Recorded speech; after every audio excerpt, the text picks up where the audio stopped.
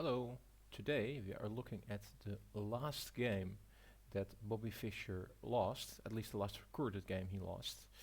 And the game is played in the $5 million match between himself and Boris Spassky. The winner, I believe, got around 3.6 million of it, and the event was labeled the World Championship, which it actually clearly was not. I even doubt if the organizer even recognized it as World Championship, but it for sure was a way that helped to convince Bobby Fischer to play. So, in the meanwhile, I started with the opening. Um, in this type of position, by the way, Bobby Fischer is playing black and Spassky is white. In this type of position, I myself am always curious about moves like G takes, but clearly in this particular position, you can see how well the black king is defended and the white piece is just far too slow, so it would make no sense. And Spassky took the bishop with the queen. Now, after knight to d7, he moved the queen back to d1. Now, on developing might be counterintuitive, but the motivation for this was clear that he wanted to allow the f-pawn to be moved. And also the queen can redevelop itself on any of the highlighted squares later in the game, depending on the position. So e6, castles, e takes, knight to e8, bishop d2. This, of course, since white is bishop pair, white would love to have a full open position, but there's not a very big risk for it, as Fischer will clearly want to keep the position closed. And here we have f4, knight f7, g4. Let me go through the first couple of moves rather quickly, because this game is actually very interesting later on. Also the endgame will be very, very nice to see.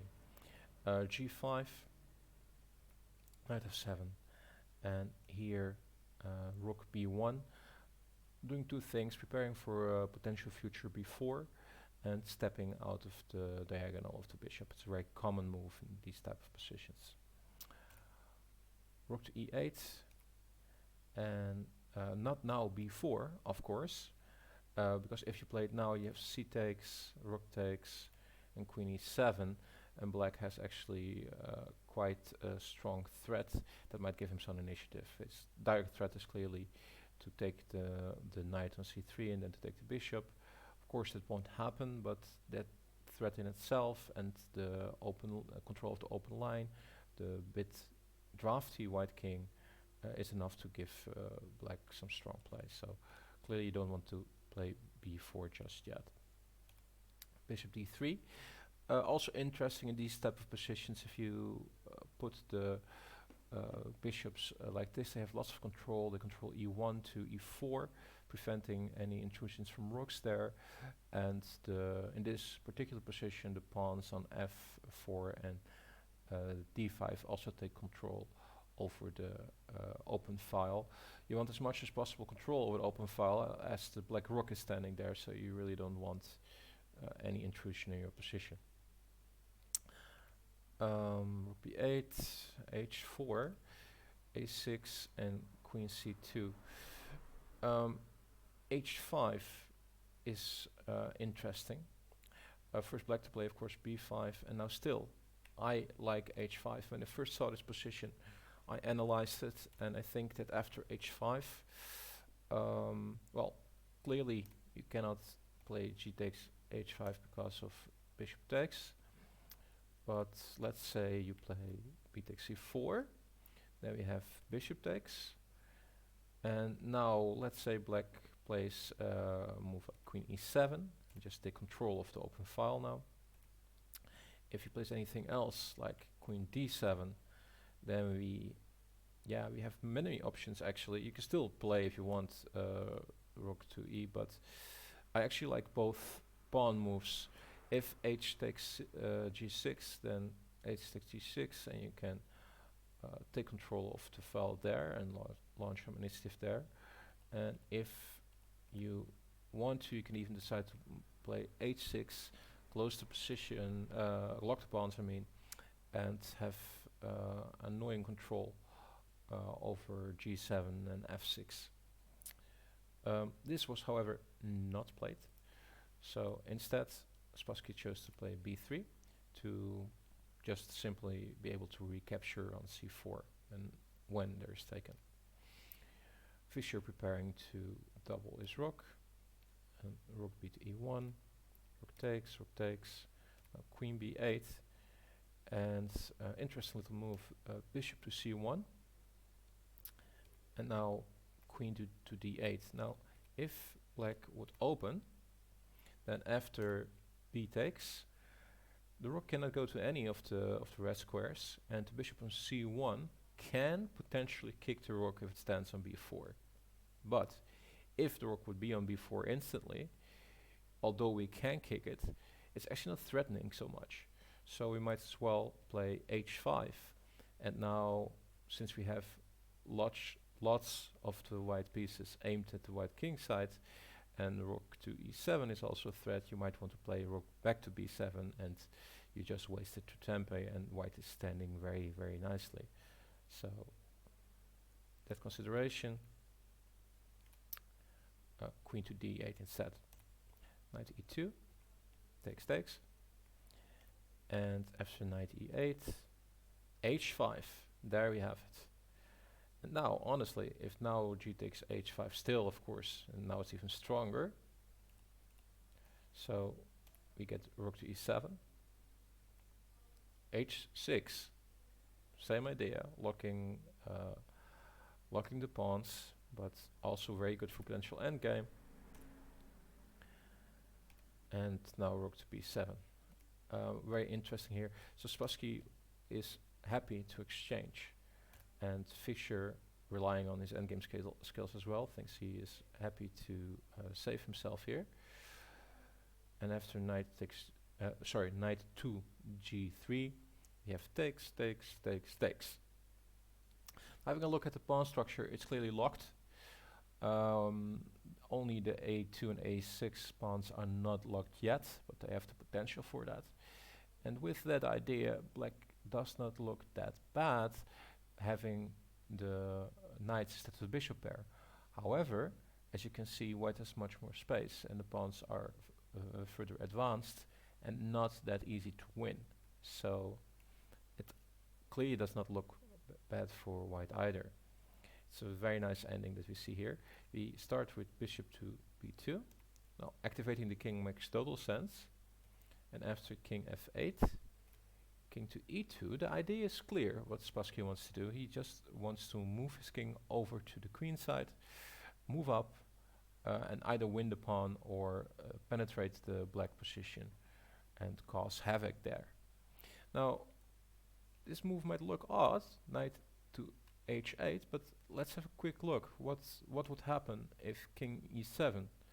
Now we have the very nice move, knight takes f5 check, and after g takes, bishop takes, it's really is game over.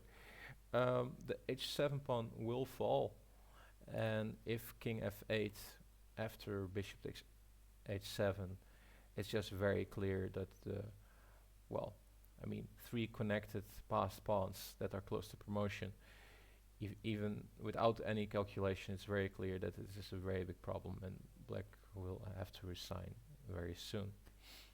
So that's why we cannot play a move like king e7, and knight to h8 at least defends g6. So king d1, now king e7, and honestly, white could still play knight takes f5, and after g takes, bishop takes, and now the defensive move is there, knight to g6, which is why the knight was there on h8. It's clearly not as bad for black, but this still looks very playable for white. Spassky, however, had other plans, and he played a very strong move as well, king c2, and after bishop d4, king b3, we just walk into the position. Oh yeah, so here we tickle the knight, and after knight h1, we get bishop h4, another interesting one. So the bishop on h4 is preventing the knight from ever moving, because whenever it moves, it's lost. White doesn't care much and plays king a4. My knight is trapped. Your bishop is trapped, is what white says. And it's true, the black bishop on h4 can also not move, at least not at this particular moment, as it is being trapped by the knight and the bishop on d2.